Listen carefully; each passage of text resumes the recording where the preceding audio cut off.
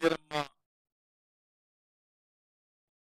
ఆత్మీయ భరోసా వ్యవసాయ కూలీలకు సంబంధించి, అట్లాగే ఇందిరమ్మ ఇళ్లకు సంబంధించి, రేషన్ కార్డులకు సంబంధించి జనవరి 26వ తారీఖు నాడు మేము లాంఛనంగా ప్రారంభిస్తామని చెప్పి గతంలో కేబినెట్ సమావేశం అయిన తర్వాత ప్రకటించడం జరిగింది. మీ అందరికీ తెలిసిందే. దీనికి సంబంధించి ఇచ్చినటువంటి షెడ్యూల్ ప్రకారం గ్రామ సభలు నిర్వహించి ఆయా గ్రామ సభల్లో ముఖ్యంగా రేషన్ కార్డులకి, ఇందిరమ్మ ఇళ్లకు సంబంధించి అర్హత కలిగిన లబ్ధిదారులందరి దగ్గర నుంచి కూడా అప్లికేషన్లు తీసుకొని వాటన్నిటినీ క్రోడీకరించి ఎలిజిబిలిటీ ఉన్నటువంటి వాళ్ళందరికీ ఇవ్వాలనేదే రాష్ట్ర ప్రభుత్వం యొక్క లక్ష్యం. అందులో భాగంగా మీకు రాష్ట్ర ప్రజలందరికీ కూడా తెలుసు, గ్రామ సభలు నిర్వహిస్తూ ఉన్నాం. అందులో పెద్ద ఎత్తున ఇళ్ల కోసం, రేషన్ కార్డుల కోసం అప్లికేషన్ వచ్చినటువంటి విషయం కూడా మీకు తెలుసు. వచ్చినటువంటి ఈ లక్షలాది అప్లికేషన్స్ని క్రోడీకరించి వాటన్నిటినీ పూర్తి చేసే క్రమంలో రాష్ట్ర ప్రభుత్వం ముందుకు పోతా ఉంది. అందులో భాగంగా జనవరి 26 నాడు అత్యంత పరమ పవిత్రమైనటువంటి ప్రజాస్వామ్య భారతదేశానికి భారత రాజ్యాంగాన్ని అమలు తెచ్చుకున్నటువంటి రోజు.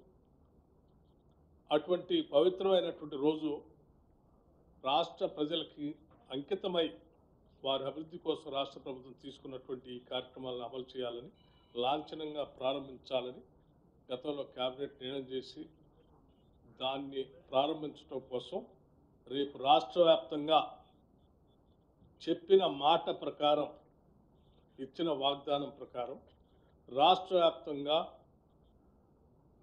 లాంఛనంగా ప్రారంభోత్సవం చేస్తూ ఉన్నాం. రాష్ట్రంలో ఉన్నటువంటి అన్ని మండలాల్లో మండలానికి ఒక గ్రామాన్ని యూనిట్గా తీసుకొని ఆ గ్రామంలో పూర్తిగా శాచురేషన్ పద్ధతిలో ఈ 4 పథకాలని రేపు పూర్తి చేయబోతా ఉన్నాం.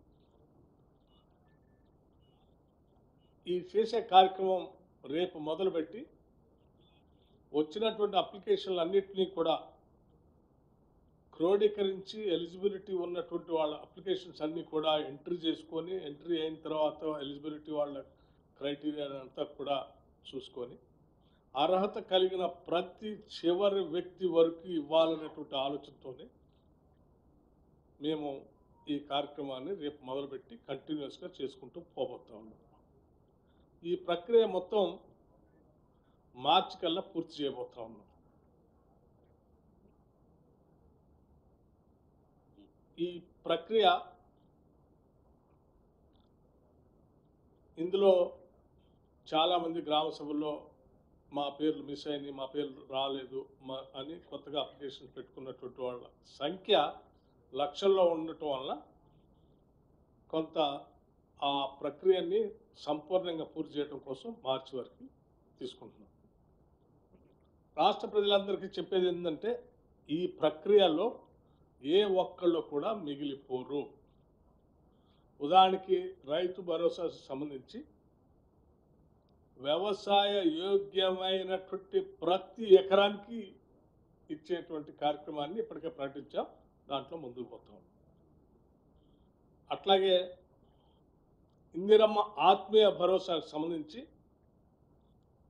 భూమి లేని వ్యవసాయ కూలీలు ఈజీఎస్ట్ Mahatma Gandhi national employment guarantee స్కీమ్లో రిజిస్టర్ చేసుకొని కనీసం 20 రోజులు పని దినాలు సంవత్సరంలో పనిచేసినటువంటి వాళ్ళందరికీ ఇవ్వబోతా ఉన్నాం. ఇది ఒక పెద్ద ఉదాత్తమైనటువంటి కార్యక్రమం. ఇంత ఉన్నతమైనటువంటి కార్యక్రమాన్ని ఈరోజు మీ అందరి ముందు సంతోషంగా తెలియపరచడానికి ప్రత్యేకంగా ఈ ప్రత్యేక పత్రికా సమావేశాన్ని ఏర్పాటు చేశాం. ఈ ఆనందాన్ని రాష్ట్ర ప్రజలందరితో కూడా పంచుకోవాలని, ఇందిరమ్మ రాజ్యంగా, సంక్షేమ రాజ్యంగా, ప్రజాప్రభుత్వంగా మేమంతా భావించి ముందుకు పోతా ఉన్నాం. దయచేసి దీన్ని విరివిగా పెద్ద ఎత్తున రాష్ట్ర ప్రజలందరికీ చేరే విధంగా మీరు ప్రచురించవలసిందిగా, ప్రజలకు చూపించవలసిందిగా విజ్ఞప్తి చేస్తా ఉన్నాం.